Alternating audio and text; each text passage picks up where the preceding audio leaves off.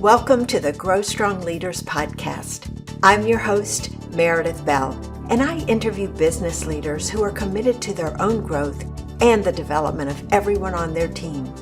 If you enjoy my podcast, be sure to subscribe and rate it on your favorite podcast platform. Welcome back to another episode of the Grow Strong Leaders podcast. I'm your host, Meredith Bell, and today's episode is going to be different from any of the others because my guest is someone who invented a physical product that has enhanced the lives of thousands of people around the world. I believe you're going to find this conversation thought-provoking and enlightening. I encourage you during this conversation to slow down in your mind and shift away from what you need to do so you can focus on being fully present to what my guest will be sharing with us today. I'm very excited to welcome Sigmar Berg to my show. Hi, Sigmar. Meredith, thank you so much for having me on your show. And what an intro. What can I say? Well, I am not finished yet. I'm just getting started because I want to share a little bit about who you are before we get into our conversation. Sigmar is an entrepreneur, architect, and designer. He has dedicated his life to fostering wellness and balance. And his mission, which I love, is to bring healing and love to the world. His most exciting venture, the Lovetuner, brings the ancient art of sound healing to today's world through an easily accessible mindfulness tool. Thanks to the commercial success of Lovetuner, Sigmar established the Lovetuner Foundation, a nonprofit organization that promotes wellness and healing. He's also the author of this wonderful book called One Journey, the Lovetuner Book, which tells the story of his spiritual awakening. And, Sigmar, I have your Lovetuner, and for those watching the video, I'm holding it up right now. You're wearing yours as well. This is such a very special tool. Before we move into that, though, I would love for you to share with my audience a bit about your journey as a leader and what led you to doing the work that you're doing today. My purpose in life, I think, was always creating and creativity. And at a very young age, when I was still an architecture student back in Europe, I started my first company. It was all about beautiful things. It was about high-end eyewear, high-end fashion, and so on. But very early, I coined a slogan. It was called "Worn by Good People and Made by Good People." And then when I relocated to the United States, and in this case, it was Los Angeles, and in the early 2000s, it was really possible to create on every corner in Los Angeles beautiful fashion. It was a very vibrant industry back then. And I called it even handcrafted by good people in the USA. And we really, so everything we made was like locally sourced, locally handcrafted. And so there was always a purpose behind what I was doing. I was conscious back then already about cotton, that we don't use chemicals, etc. So I was very aware and a little bit ahead of my time. And while I was still working in fashion and in design, I got introduced to the 528 hertz frequency, and I started meditating years before this. And when I discovered this frequency through an old good friend of mine, we started working on this product. And the Lovetuner is the finished product, basically, of bringing breath work and sound healing together. And little did I know back then in what a journey I'm actually tapping, that it's going to become my own spiritual journey, and that it became really from good people helping good people. So it all came together. And the new slogan is basically One Journey. So it's a journey for all of us. And it's all about building communities and empowering people. And when I was still, and we talked about this in our pre-conversation, when I was still the CEO of this fashion company, I said, listen, why don't we integrate this in our Monday meetings? So because everybody comes to a meeting, everybody has expectations. Uh, I was and I'm still am a quite impatient person. So, you create pressure sometimes just out of your habits, and there's no pressure. And so we started like, we said, listen, let's invest a couple of minutes and have a mindfulness moment. And the team started tuning.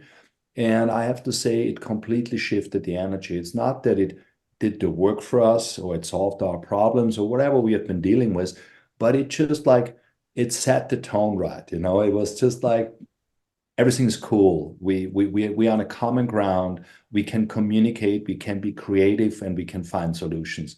And the reason why we have been able to do so is because we basically made a little meditation. And on top of it, everybody took a breath, like because people sit on a conference table and either the person that is receiving information or the person that is giving information, like in a small presentation, a lot of people forget to breathe. They're excited. This is the next turn, next person, sales report, whatever it is, and there comes stress up. So people forget to breathe. So they sit there and like basically mouth closed and barely breathing, just surviving. And when you do a conscious breathing break, what this Lovetuner does, because I want to show it real quick that people understand it is not so abstract what we're talking about. So it's this little cap, and you pull this single tone flute out, what is calibrated to 528 hertz. You put it in your mouth, you inhale through your nose, you exhale through the tuner. It makes the frequency of 528 hertz, what calms your nervous system, what helps you relax. But you do a conscious breathing break. So you get enough oxygen in your brain, you exhale, anxiety goes away in no time. And this is what we basically did. And it was a reset. And this is why I think mindfulness is completely underrated in the corporate world. And I have seen this not because I'm such a big businessman, but we have been working later on with Lovetuner with many companies where they're a little bit more advanced and they see what's going on in their structure, that people are like actually on the verge of a burnout consistently. And this is not like something that we made up. That's really like the corporate culture right now. And when you understand it, and we have been working a lot with European companies, where when somebody stays at home, they have to pay for years and years. If they take a sabbatical, they are still on the payroll. And not that corporations have been so good as a company, but they have been smart and they said, listen, we don't want to have a manager on a C level to burn out. We want to prevent this. So let's give us a tool.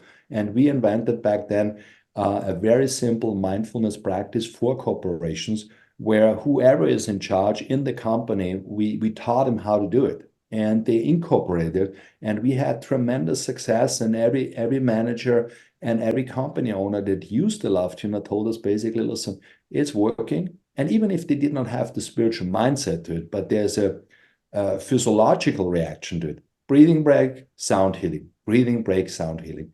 And everybody gets it. And it's just something simple. I mean, I'm wearing it here, but if you have a suit, throw it underneath. Nobody needs to see it. You don't have to be the hippie or the weirdo that does this kind of stuff. But one thing is for sure, the breath is our regulator. It's our best friend we have. So we take a breath when we come into this world. The last thing we do is exhale. And in between, it's always with us. And if we are aware of breathing correctly and doing breathing breaks, then we can prevent a lot of stuff in a stressful day. And this is just my approach to happier employees, and also happier communities in a company can literally thrive, and we spend so much time of our life working. And, people talk about, oh, I don't want to have a 9 to 5 job. But listen, that's still the reality. Regardless if you work from home, regardless, whatever your setup is, you're working. And I mean, in my case, I'm kind of blessed because I do something what I really love so much. It doesn't matter. For me, 9 to 5 does not exist. But this is not the majority of people. And to give people always the advice, do what you're passionate about. Now, I mean, how many people are really are able to do so. A lot of people have to make money, support their families, and every tool they get in their real normal routine will help them to be just happier and also be way more productive and relaxed. And when they come home, they're for sure in a better mood. And it's not the first thing they need to do is to have a drink to calm the nervous system. Well, there's so much to unpack in what you've just said.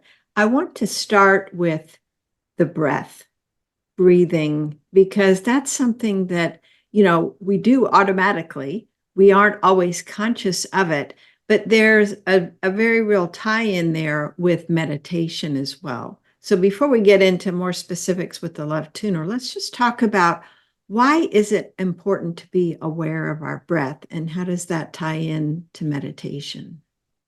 The way we are wired is like we are still wired like in the Stone Age, like we have a fight or a flight mode. So this is our reaction, regardless how educated you are, regardless how safe you live, your reaction is always fight or flight. And when you take a conscious breathing break, you get out of this fight and flight mode. So it gives you a different perspective. So it takes you from a reaction into an observer. And this is what you do. And I don't know, like if maybe you had one of those grandmothers. I had a grandmother where I was blessed to still experience her. And she had a lot of old wisdoms, like whenever somebody had a cough, she knew something, how to cook an onion. I don't even know what she did, but she always had a solution for everything. And she was a very wise woman. And I recall when I was a kid and I came up to her and something made me so upset that I could barely like even talk. And the first thing she always said to me, take a breath. And this was the first thing. And this already solved 50% of whatever came after. And this is just like how we are wired. And this, you cannot override this with intellect. If you don't breathe consciously, if something comes up and you fool yourself, like by even getting more upset, less breathing. And this is just what we do. This is also when people get into a fight, like in real physical fights, they barely breathe. They have no blood flowing to their brain. It all goes into their body, into the fight mode or flight mode in this case, whatever it is. And when you breathe, like, oh wow, now blood circulates, oxygen comes in, and it's just the easiest way to calm yourself. And basically what it does, we have two nervous systems, the parasympathetic and the sympathetic nervous system, and it basically helps you to detangle and just come into a more balanced and more zen place of mind. Mm-hmm. We hear about before you respond to something that happens to pause. And I think in that pause, taking that deep breath can be just so helpful. So it isn't just that you're pausing, you're allowing the body to relax a bit before you feel like you need to respond. One of the other things you referred to that I want to also explore a bit, because this isn't, I won't say it's common, it may be uncommon, this idea of vibrations, and in particular the 528 hertz vibration. And I want my listeners to really keep an open mind, because sometimes, we hear about, oh, what does that mean? Well, when you're around people, if they have a positive vibe or you pick up a negative vibe from them, we all can pick up the energy of other people. And so what I think Sigmar is going to explain to us is going to help us see this in a more complete way. Yeah, like the 528 hertz frequency is a cosmic frequency. It's the most dominant healing frequency of the so-called solfeggio frequencies. And I really encourage everyone to Google this to get a little bit basic understanding about frequencies. And when people go like, yeah, well, I understand these are healing frequencies, but what is the big deal about frequency? The big deal about frequency is that everything is only frequency and vibration. That's just what it is. There's nothing else. And this is where we do not spend enough attention to it. We go like, we live like everybody knows, everybody has it. We all have a phone. We all know That's maybe not the best frequency. And then we wonder like, oh, wow, I have a serious headache. I was too much on my phone today. So we understand bad frequency. We understand what you just said, the vibe of people. You go into a room and you go like, oh my God, that's uplifting, or you go like, oh, I don't want to stay in this room. So we have this thing, and this comes from somewhere. So we are not magic being. We are magic beings, but we are not like, how you call it, a clairvoyance that we see this stuff. What we see and what we feel is energy, and its vibration and frequency. This is why we react to it. And if we are conscious about it and don't go like, okay, that's woo-woo. No, it's not. That's the basic of life, and every life form. And I mean, Tesla said it. If you want to understand the universe, you need to think in frequency and vibration. And I think this is the basic understanding about frequency. And when you go now more into detail about the 528 hertz, it's a frequency that occurs in every living matter, in the humming of the bees. It's in the plants. The chlorophyll vibrates and has the frequency of 528 hertz. This is also why plants are green, or why 528 hertz is on the color spectrum green. So whatever it was before, the chicken or the egg. But that's the combination. And this is when we understand this, then we know there's a magic behind this frequency. And this frequency is also understood to be the love frequency. And if we talk about energy, what is the highest energy we can achieve is the unconditional love. And then it's also called the miracle frequency, or the DNA repair frequency. And the reason why it's called DNA repair frequency is the 528 hertz was tested many times. And what it does is it restructures water. So there was a scientist, his name is Emoto. He wrote a book about the hidden messages in water. And he figured out when you shout at water, or you play like whatever, speed metal to it, it reacts differently than if you would bless the water, or if you play like classical music, it reacts differently. And we have it even on our homepage on lovetuner.com. We show how water reacts when it's exposed to the frequency. It goes from an amorph form, and the more you tune into this water drop, it restructures in the original hexagonal crystal shape of water. So, and now we are 70%, 75% water. Our blood is 91% water. So what happens to us? Yes, we react as water does. We react to frequency. And the beauty of the 528 hertz is just that it's so extremely powerful, and that it's a cosmic miracle frequency. And I experienced this because I had no education about frequency, and I did my first guided meditation many, many years ago. And the person showed us how to do breath work. And back then we have been listening to 528 hertz. And it was just such a deep meditation where I went like, wow, like I have a car with 100 horsepower, and now somebody gives me for the same price one with 200, So yes, I want to have the more powerful car. Sigmar, I want to reinforce what you were just saying about the impact on water and our bodies when we use this Lovetuner, because I've only had it for a couple of weeks, and I do this every morning, and I followed your instructions of breathing in through my nose and out through my mouth 6 times, although I have extended it. And it's really interesting to me when I complete that process. It's different than when I have done breathing and meditation in the past. There's an actual calmness that I feel internally that happens in such a short period of time. And so to me, this has been one of the enlightening learnings, because it was pretty quick that you are able to achieve this. Sometimes people think, oh, I don't have 20 to 30 minutes or longer to sit and meditate. And it really doesn't require that in order to reach a state of feeling centered. And And just calm is the word that comes to my mind so much afterwards. And then sitting for 30 seconds to 60 seconds afterwards to just feel the difference and allow that whole process to kind of get integrated. Does that resonate with you with other folks who have used the Yeah. Love Tuner? Yeah, it's absolutely the feedback that we are getting. And I mean, in the well-being industry and in the spiritual world, a lot of people go like, oh my God, they want a shortcut meditation, the only thing where we should really take our time. But it's not a sales slogan.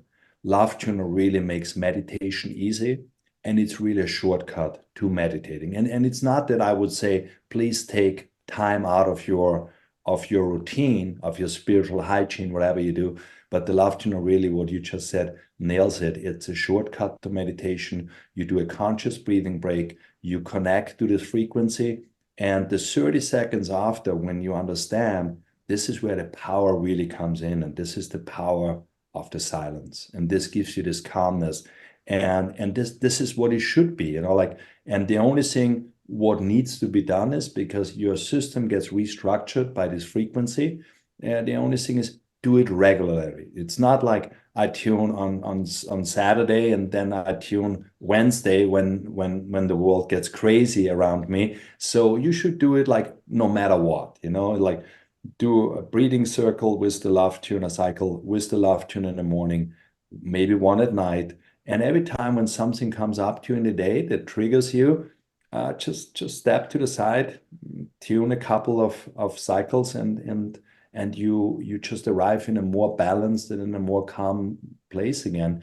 And that's what it is. So it's like, not that I tell people to shortcut the meditation, but this tool makes it easy. And yeah, it's a shortcut to meditation. Mm-hmm. I would love for you to talk a little bit about how you've seen this work in the corporate world. And maybe before you do that, you had alluded earlier, let's back up, to this importance of mindfulness at work and how that's important to prevent burnout. So let's look at that first. What do you mean by mindfulness? So mindfulness is just like basically, and there's nothing really spiritual to it. It's just being mindful. And this can start like what you eat, how you sleep, like, just, are you mindful of your being, like, do you take care about, do you look at the food that you eat, do you sleep right, do you look, what are you exposing yourself to during a work day, and even to a weekend? Just be careful, like, what do you really do? What is the stuff that is good for you and what is bad for you?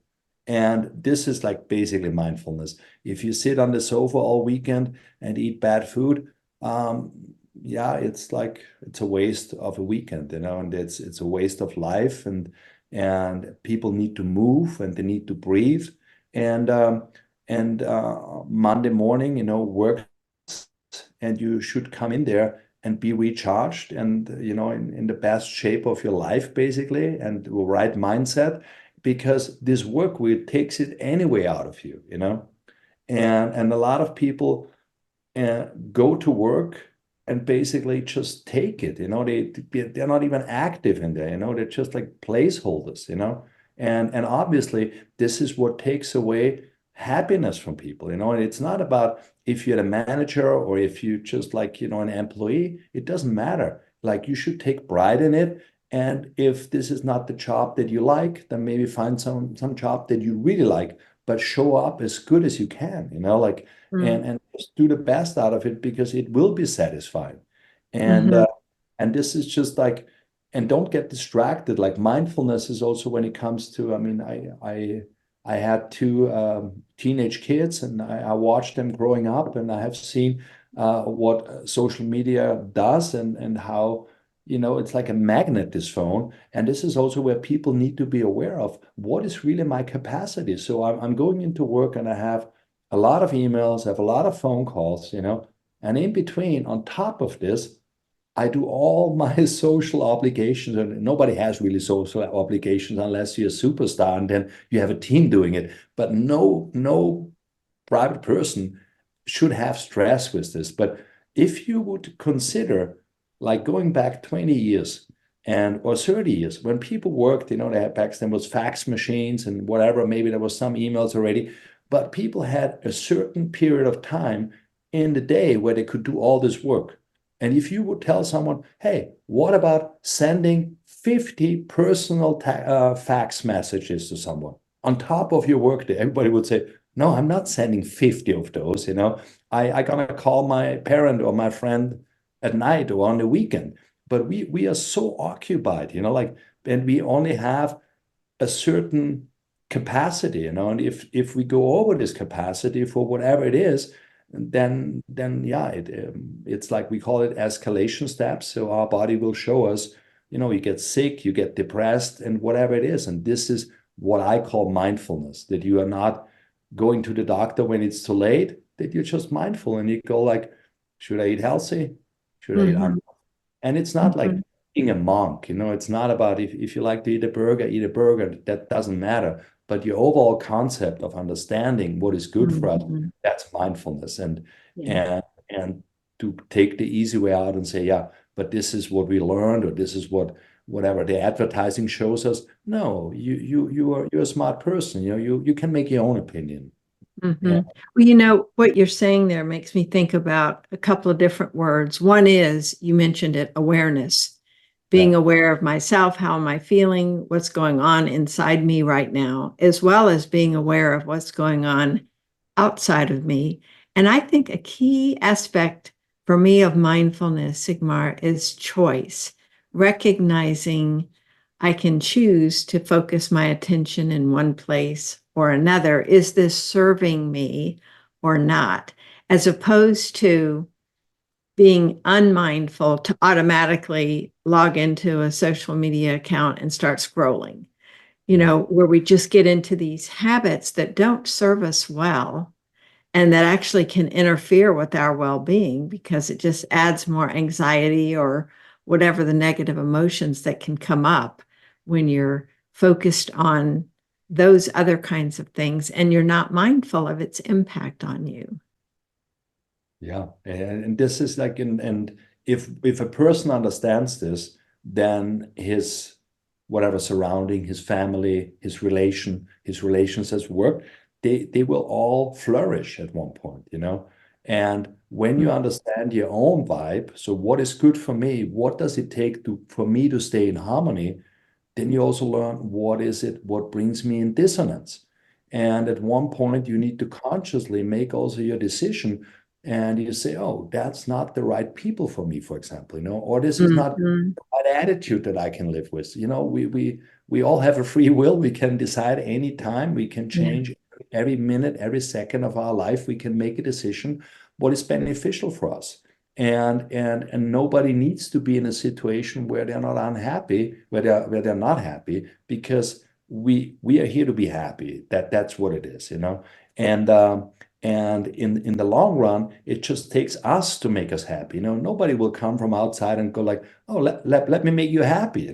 It's like you are responsible for your own vibration. And when you understand what is in harmony and dissonance with you, then you can look for, oh, this is the state where I want to be. This is what I have to be careful of. This is how I react to certain situations.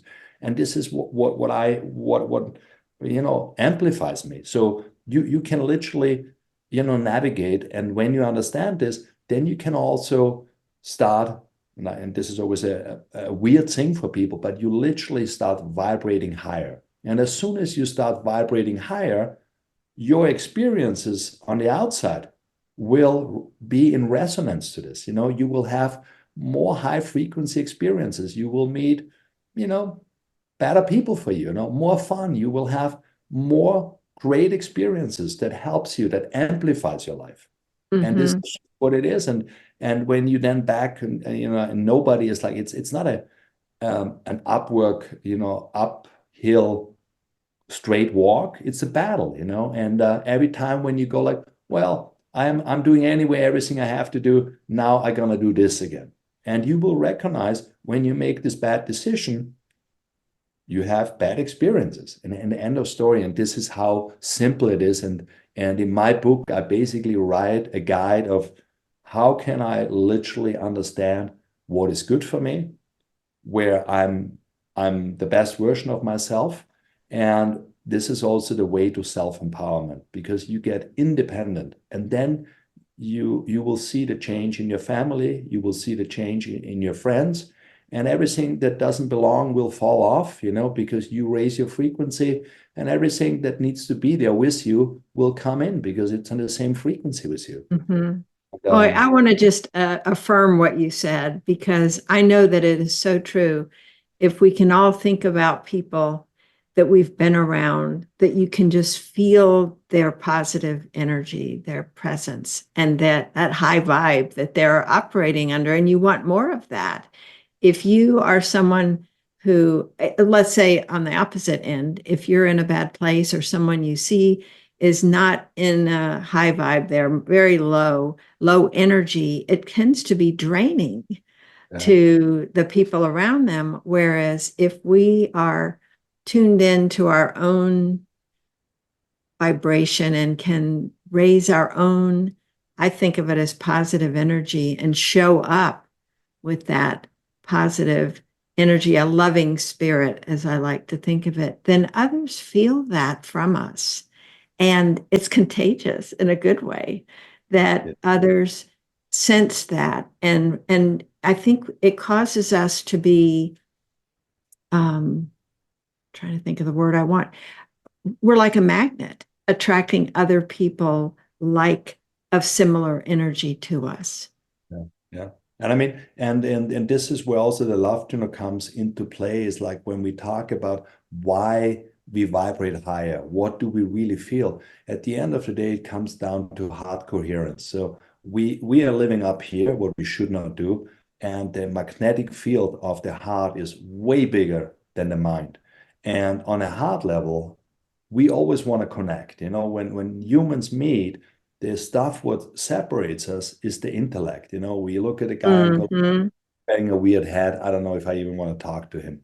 But if you just listen to your heart, you get curious, and this is like hearts want to connect, and this is how we're all connected. And if you understand the spiritual concept that one is all and all is one, then it's also that they want to manipulate us. They want to do this. Who is they? They are humans, you know what I mean? And the only thing what it is we need to get out of our head into the hearts. And if we can do this consciously with a practice like the Lovetuner, connecting to this frequency, doing breath work, so then we connect on a heart level. And on a heart level, there is no separation, there's no polarity. And this is where we should try to navigate towards, and this is where Mm-hmm.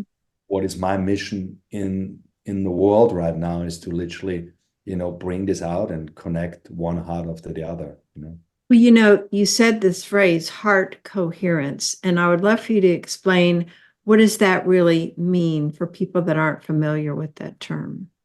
So the heart coherence is like, like there's a lot of knowledge out there already. So we talk about what navigates us through life. What is the strongest thing? And we think it's the mind. No, it's the heart. And when it's in heart coherence, when you live in heart coherence, you're actually happy. Like you live from the bottom of your heart, and you listen to it, and you do not override it with your mind. Then the same thing is like we talk about that our second brain is sitting in our gut. So if we get this consciousness about how our body works, this is what we call coherence. And it's there's a lot of information also in my book about it. I don't want to bother someone with this now, but it's really important to understand at least how it works. I don't want that people become mechanics, but at least they should understand how their car works. Mhm. Well, just thinking about our bodies are a system, and our heads, our hearts, and our guts are all interconnected. And again, raising that awareness, becoming more conscious that that is the case. How are we tuning in? So I think the Love Tuner helps in tuning into that heart and helping bring about that heart coherence, where we do feel calmer, more peaceful, more loving after having the experience with it. At least that's my experience. I would love for you to share some examples of folks that you've worked with over time, possibly in the world of work, because as people are listening, they might be wondering, how does this really apply in a Yeah. work situation? I mean, we even we have a coaching system what people can sign up. It's called the Lovetuner Coach, and it basically gives a great insight in frequency, vibration, some spiritual laws, and obviously sound healing. And and we created this especially for mindfulness in the corporate world.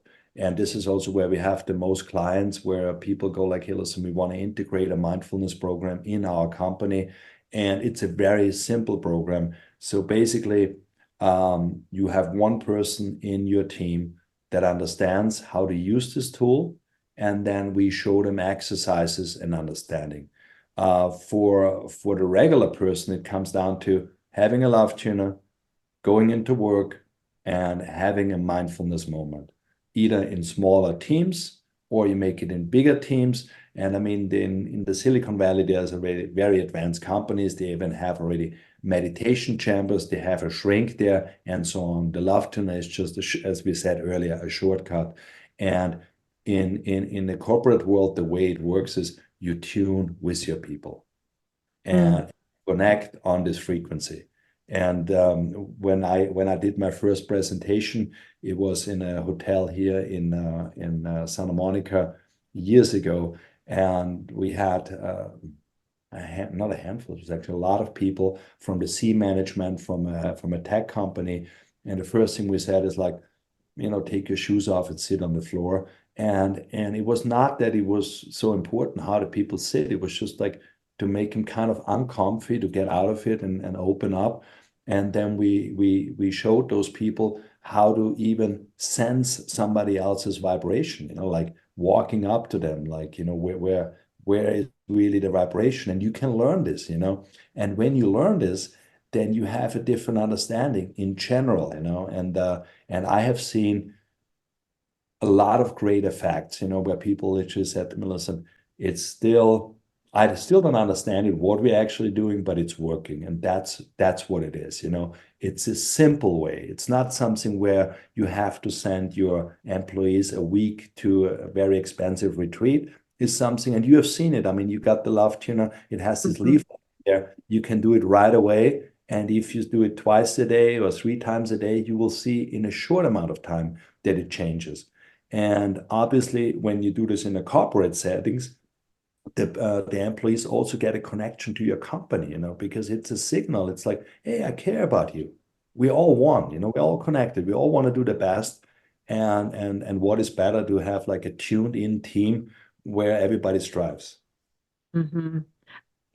I just think that there's such a need these days in the world of work, in the world in general, but in the context of work, for people to be able to connect in meaningful ways, heart to heart. Yeah. Because too often, as you said, it's just, intellect to intellect, and that's at a different level and different meaning and different vibration than it is when you really are able to touch someone else. And the other piece of it to me, as I've been listening to you, Sigmar, is when we can connect at that level with someone else, there's a real bond that happens that can't happen at just the intellectual level. There's a special connection. And I imagine you have seen this time and again with people who learn how to read each other's vibrations and then connect at a more meaningful level. Yeah, I mean, this is what you see automatically, and it does two things. It bonds the people that belong together, that belong in this team together. If somebody is not meant to be there, it falls off because the frequency also clears out stuff. But I always say this to CEOs or managers. I tell them, listen, what you basically do is you start leading from your heart, and don't be shocked by being a hippie because of this, because it's the complete opposite. Because when you lead from your heart, you are also a very tough boss, because you don't accept any BS, because what is above love? It's authenticity, and your heart cannot lie. Your heart is complete honesty, complete truth. Your mind tricks you all the time. There's always like a little excuse here and there, but from the heart level, and when you really lead from your heart, it's not that you become a softie. It's not that you are like a pushover. It's the complete opposite. You're a very strong-minded, centered person that lives up to his own authenticity, and this is what gets promoted. And obviously, you do not accept any BS. That's because you cannot, because you're leading from your heart level. And if it's not in resonance with someone that works for you or with you or is in your team, then this is not the right place. It just hit me. When you were talking about it doesn't make you a softie. I agree 100%. The idea that when you are leading from your heart and you have really come to know yourself, I think it frees you to see the possibilities and the capabilities in other people. You're not threatened by them. You're not, and you're not accepting lower performance, because you see what they're capable of. So in a way that comes from someone sensing deeply that you care about them, and therefore you see what they could do or who they could be. And they are then encouraged to grow and expand based on what that person coming from the heart actually can see in them. Does that make sense to you? It makes absolutely sense. Yeah, this perfectly said. I cannot even add anything to it, because that's really what it is. I just love that connection. So, Sigmar, as we're kind of wrapping up, I want you to share with people, how can they connect with you, and how can they learn more about the Lovetuner and get one and even a copy of your book, One Journey, if they would like to get that? So Lovetuner you can find on the lovetuner.com. We ship nationwide for free. We ship all around the world. We have different fulfillment centers, and the book is available. It's published by Watersides Publication, and it's available on Amazon. It's called Lovetuner Book, One Journey, and it explains. It's a quick read. It's not complicated, and it gives you an insight into everything you need to know about breathwork and sound healing. Well, Sigmar, I want to thank you for being my guest today. It was just what I hoped it would be. Very stimulating, informative, and I just want to acknowledge you for this important work that you're doing in the world. This idea of bringing healing and love to all kinds of places, and through your foundation, you're reaching schools and children and so many people who need to have this message that you're putting out there. So thank you so much for who you are being in the world and what you have created and what you're doing. Thank you. That makes me happy. And thank you for being on your show.